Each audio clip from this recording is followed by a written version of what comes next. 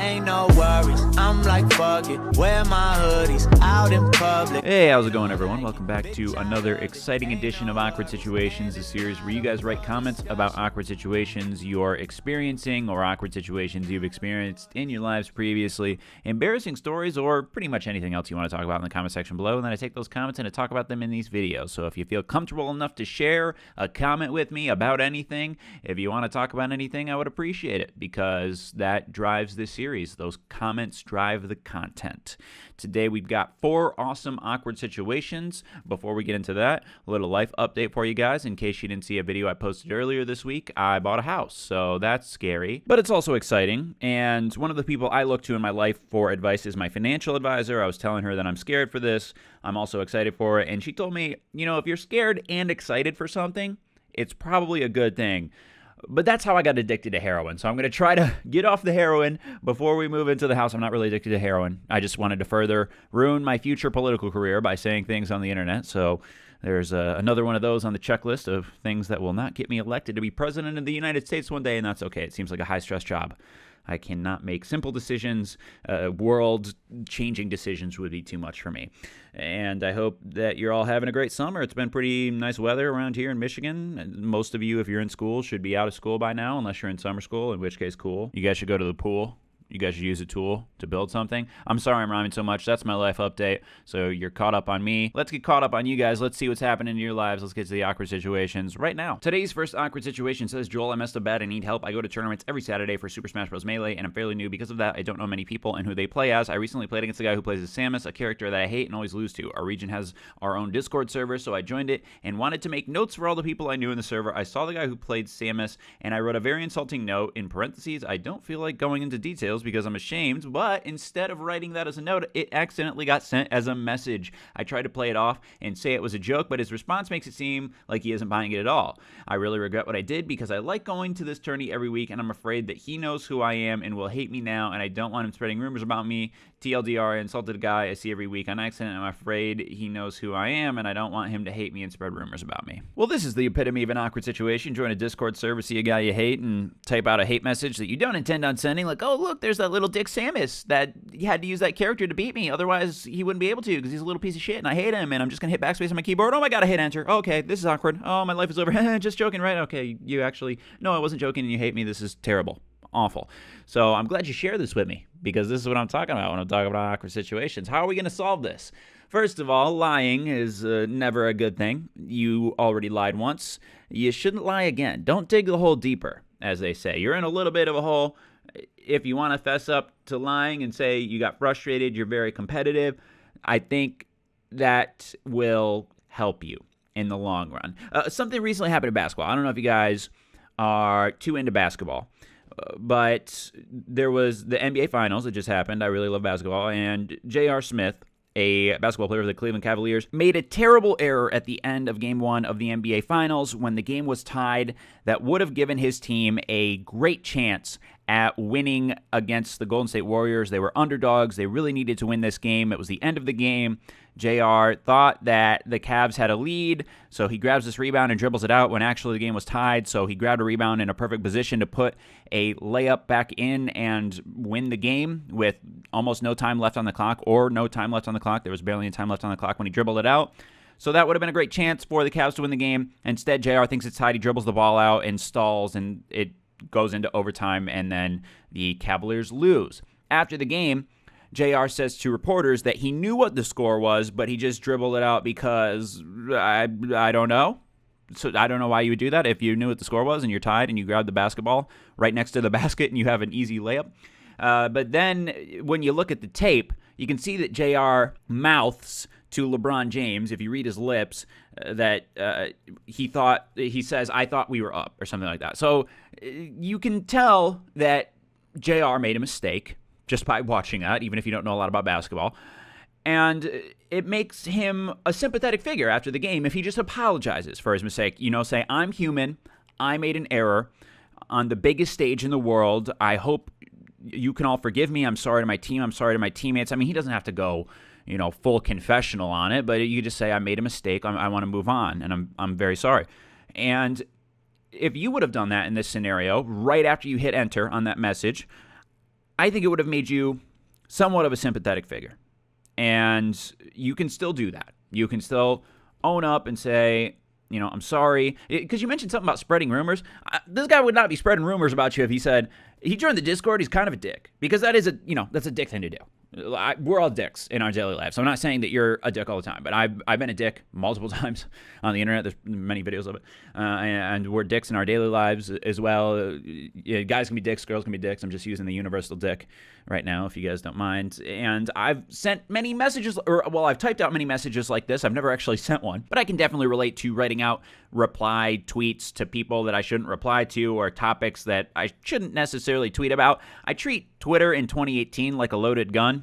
You want to keep it locked up most of the times. You only want to take it out to clean it occasionally and then put it back in its safe. I don't know if that's the best strategy, but that's the strategy I like to employ. And I've also written out angry emails to people that I did not send and deleted quickly thereafter. It's very therapeutic. So I definitely understand the urge, and I understand the urge to try to explain what you did because it's embarrassing.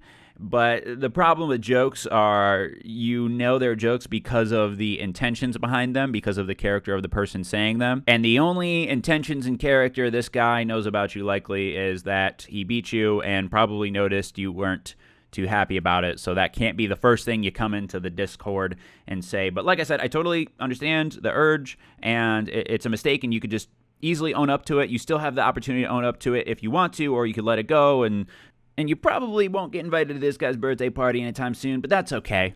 We can just have people dislike us, and you can learn from this in the future if you want to. Maybe talk to him. If you want to own up to it, talk to him in person and say, I want to admit to you, this is a fault of mine, and you're a great competitor, and I'm sorry I said that when I first joined the Discord. If you still don't like me, I understand. It would probably feel like a weight off your shoulders, if it currently feels like a weight off your shoulders. To be honest, this comment was from a while ago, so I don't even know if you're watching this Awkward Situations episode at this point, but if you are, I'd love an update, and I hope everything's going well in your local Smash Bros community. Hey Joel, kind of an awkward situation, and kind of just looking for advice. I'm 19 and a freshman in college. I have 3 groups of people that I spend all of my time with: my girlfriend and her friends, my roommate, and my main group of friends. Lately, I've been having a hard time managing the time that I spend with these 3 groups of people. I have lately been spending all of my time with my girlfriend and sort of neglecting my roommate and other friends, and it's kind of led to us becoming distant and not as good of friends. I was wondering if you had any social tips on how to divide your time between different groups of people without hurting your relationship with them, and maybe how you did it with Megan and your friends in college. Any replies would be helpful. Thanks. There's this old phrase for people who go to college or university for the first time. Maybe you have heard this, person who wrote this awkward situation. Maybe the viewers at home have heard this. But this is the old saying. Here's 3 choices: your social life, good grades, and sleep. You can only pick 2 of them. That sums up college. Your social life, good grades, sleep, pick 2, that's college. So you're clearly choosing your social life. Hopefully you're getting good grades, because, if you're getting a social life and sleep, you're maybe not getting good grades, or maybe you're some super being that can transcend all of us plebeians who can only do 2 of those things, and you can do all 3 of those. But you're at a time in your life when you're extremely busy, and your main focus should be on your grades. So if you want your secondary focus to be on your relationships, you cannot be as expansive in your relationships as you would be in high school, because high school does not require as much focus as college. Just to be straight up about it. College is more difficult, in my experience and in the experience of many others, than high school. So your social life definitely takes a hit, and you have to go out of your way to see people, because you don't see them in the halls and breaks in between classes, and then at lunch you have to go out of your way to see those people. So if you add up all the time to drive to see certain people and hang out with people at certain areas, once you're there, you might as well stay a little bit longer than you would in the hallway, because you went through all the trouble of going there. It just takes up a lot more time to have a social life in college. So to be honest with you about my experience, I really only hung out with Megan in college. I didn't hang out with my friends very much. I definitely didn't hang out with my roommate. I didn't have a great relationship with my roommate anyway. Maybe you have a better relationship with your roommate. But my social life in college was pretty limited to Megan. And then especially once I started doing YouTube and trying to manage school and YouTube and Megan, that was extremely stressful and difficult, and led to me dropping the school for YouTube and Megan, which is where I'm currently at, and very happy, plus a cat as well, plus Finn. So, I'm balancing all of that. And That's the kind of choice you have to make when you're in college. I hate to give you the cold, hard truth, but you don't have as many hours to put into a social life as you did in high school. So it's totally normal for you to choose. And hopefully your friends understand. I have friends that I talk to maybe once a month who I still have great conversations with when I talk to them. But as we get older, we shorten our roster of people that we talk to. We don't tend to expand it. I think in high school, that is the most friends you will ever have. High school and early college, and then as you get older, as you graduate college, as you get married, or just find a life partner and have kids or don't have kids, you tend to have less friends, not more. That is a very normal cycle of life, and it's something I'm comfortable with. I don't know if you're comfortable with it. I don't know if you'll get comfortable with it. Maybe you'll have a different life than I will. My life isn't the life that defines all lives. So I know you're struggling with this, but from a relating to you point of view, I can't really help you because I had to choose, and I chose my girlfriend, which I thought was a great choice because she's my wife and she's my best friend. So if you have to rank how about you think about it like this? Rank all of those people in your social life. Rank all those people. Typically, your girlfriend's going to be your best friend as well. So she should be number one, right? So you're spending most of your time with her. You made a great choice. Slot out like a little time for number 2 and number 3, and then just, screw all the rest. You can't, well, your girlfriend's going to be mad about that. Fuck them. Like, get them out of your life. Well, don't be like, never talk to me again. But, it's fine for you to only spend time with the top 3. And mostly only the top 1. I really only spent time with Megan, and then maybe 2 and 3 once a week or once a week and a half, and then no one else, really. So I think that's okay. Next awkward situation says, "Hi, Joel. This isn't really an awkward situation." Oh, well, then how'd this get into the pile? I'm just going to delete this one. No, I'm just kidding. But it has been bothering me the last year. So last year I found out that I was experiencing hair loss, receding hairline. I'm 19 now, and it has really dug into my confidence, and now I wear hats, even indoors, because I just look so different. Also, I feel like it would sabotage me with getting a girl. Any advice on how to deal with this would be appreciated. Thanks. Well, why do you think I would have advice for it? Am I experiencing hair loss? I think I am, actually. The more I think about it, I think I'm experiencing hair loss. I've always had a weird hairline. And it has receded back, but I think it stopped. I don't think it's going to move anymore. My dad's hairline receded back when he was in his 20s, and it's stayed there. He's in his 50s now, and it's still the same. It's a little silverer now, as it gets. But it's still there. So fingers crossed for me. Sorry that you're going through something similar. In terms of sabotaging you getting a girl, as if I can try to breathe, you're going to find that many different types of men are with many different types of women in this world. There's plenty of women and plenty of men to go around. Your confidence is going to be the number one thing in you getting a woman in general. Human beings are attracted to confidence. I was attracted to my wife because I thought she was confident. She was attracted to me because she has a fetish for tall men. I don't know. Probably I was confident too. I was actually acting hella cocky early on in college. I was like, yeah, I smash all these. I was telling Megan I hook up with all these girls. She was telling me she hooks up with all these guys. And I was like, sick. That's cool. It turns out, neither of us are really like that, but we were just kind of putting on a front. So if you're confident, that will attract more people to you in general, especially women. So even if you have to contrive some type of artificial confidence in yourself, wear a hat, but then you could also, this is a wonderful day and age we live in 2018, you can also Google your type of hairstyle and how to style it, like this type of hairstyle, receding hairline, style tips or tricks, anything that you could find on the internet that would help you out if you want to feel more confident. I understand the urge to always want to wear a baseball hat, but that's one of the greatest things about getting married to me. It's kind of given me a new level of confidence to where I really only care what my wife thinks. And I can kind of just go to a coffee shop looking like a homeless person and be totally okay with it. Like my hair could be roughed up. I could look like I just got in a fight, even though I don't really fight for anything except getting out of my bed in the morning is always a fight. But I could look like that and go to the coffee shop and it's fine. That's giving me a new level of confidence. So even if you have to contrive this confidence artificially and say, you know what, my hair doesn't look great, my head, this and that. If you stood and looked at yourself in the mirror, you could break down many things about yourself. But at the end of the day, no human being is perfect. You can find something imperfect about even the most perfect human beings. So if you want to play that game, you can. Don't waste your time with it. Try to find some level of artificial confidence. It's not terrible to wear a hat. Hats are cool. You could also try to style it, and I don't think it's a big deal. The only people that mention my hairline, by the way, are people on the internet. And I also draw attention to it. If I didn't draw so much attention to it for reasons of just, I don't know, just because I think it's something notable about me that people will notice, so we talk about it. If I didn't draw so much attention to it, I probably wouldn't get as many comments about it, but no one's going to make a comment about that in person, and I don't think people will really notice that about you in person, especially if you're having a good conversation with them. People tend to focus on the conversation rather than your hairline. So good luck with that. Today's last awkward situation says, awkward situation. I'm a 17-year-old boy in high school, and when I was in kindergarten, I went to the hospital and came out with only one testicle. Only about 5 of my friends know about this. I don't know how I would tell my girlfriend without freaking her out or even how to bring it up. I have never had sex, and I'm in no rush to, but I don't know if I should wait and tell her down the road or if sooner would be better, or maybe I should just not tell her.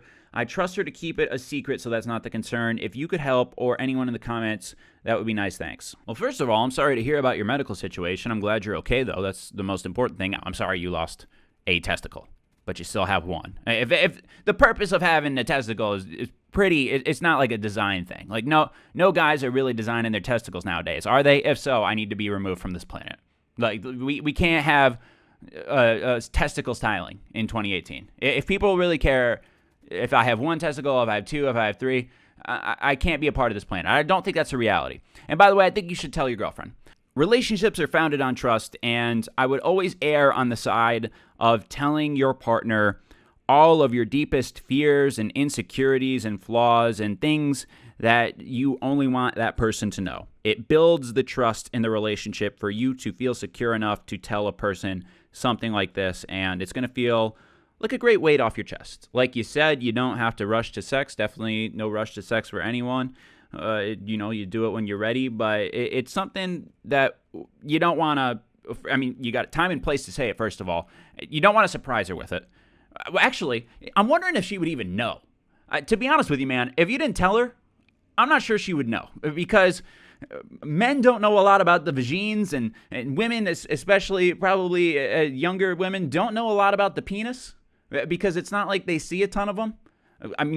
Guys probably see more of the vagine than the girls see of the hot dog, because guys want to look at that stuff more.